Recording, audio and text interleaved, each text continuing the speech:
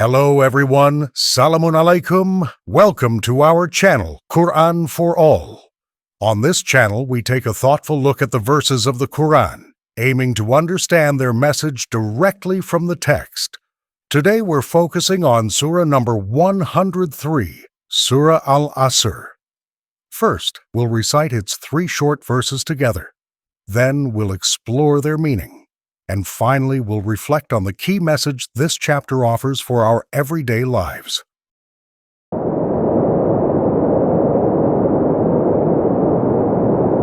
وَالْعَصْرِ إِنَّ الْإِنسَانَ لَفِي خُسْرٍ إِلَّا الَّذِينَ آمَنُوا وَعَمِلُوا الصَّالِحَاتِ وَتَوَاصَوْا بِالْحَقِّ وَتَوَاصَوْا بِالصَّبْرِ.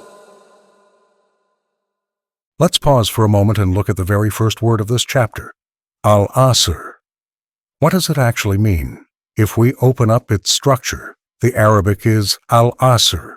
Its root letters are Ain, Sad, Ra. It's a noun, masculine, and singular. From that root comes the basic verb asara, to press, to squeeze, to extract. Think of pressing grapes for juice, or olives for oil.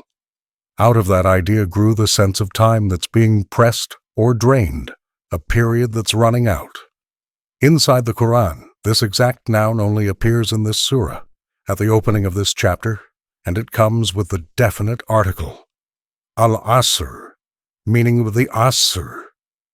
Related words show up elsewhere. Asr, meaning juice in the story of Joseph, and Yasirun, meaning they press or squeeze. All of them stay inside that same field of meaning, pressing, extracting, something being wrung out. So when the verse says, Wa al-Asr, meaning by al-Asr, it's an oath, calling attention to time as something slipping away, like liquid pressed out of fruit. It sets the stage for the message that follows. People stand to lose, unless they use their limited span for trust, good work, truth, and steadfastness. In English, we might translate Al-Asr as the passing time, the waning part of the day, or even time under pressure. The picture is of time being squeezed out, a reminder that our lives are precious and finite.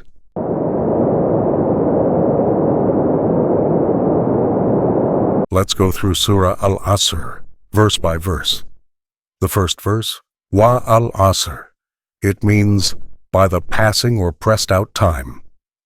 The opening is an oath, reminding us that time is always moving, always draining away. It sets the tone for everything that follows. Second verse, Inna al-insana laf khusr. Inna means surely or indeed, bringing strong emphasis. Al-insan means the human being. Not one person only, but humanity as a whole. Laf literally means surely in. The little la adds extra force, while f means inside or within. Khusr comes from the root khasar, meaning loss, ruin, wasting, something slipping away. Put together, the verse says, indeed, the human being is surely in loss. Third verse, the way out.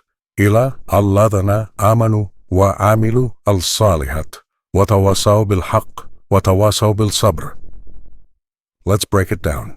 Ila means except. It introduces an exception to that loss. Alladhana amanu, those who have aman, people who trust and believe with integrity.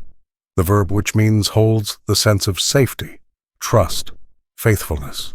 Wa amilu al-salihat, and who act with salihat.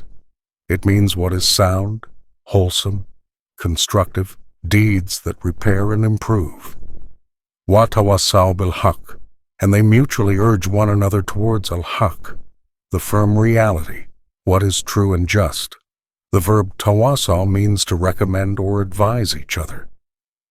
Wa tawasaw bil-sabr, and they mutually urge one another towards sabr, that steady patience and disciplined endurance. When we put every meaning of the words together, the verse says, except those who believe, amanu, and do good deeds, reform, and encourage. Advise one another in truth. Just, good advice, and encourage one another in steadfastness.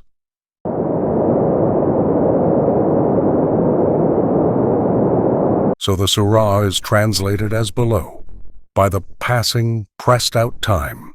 Indeed, the human being is surely in loss, except those who believe, amanu, and do good deeds, bring reform, encourage and advise one another in truth and sound guidance, and support one another in steadfastness. Thank you so much for your time. See you in the next one. In between, you are welcome to explore our other videos. Peace.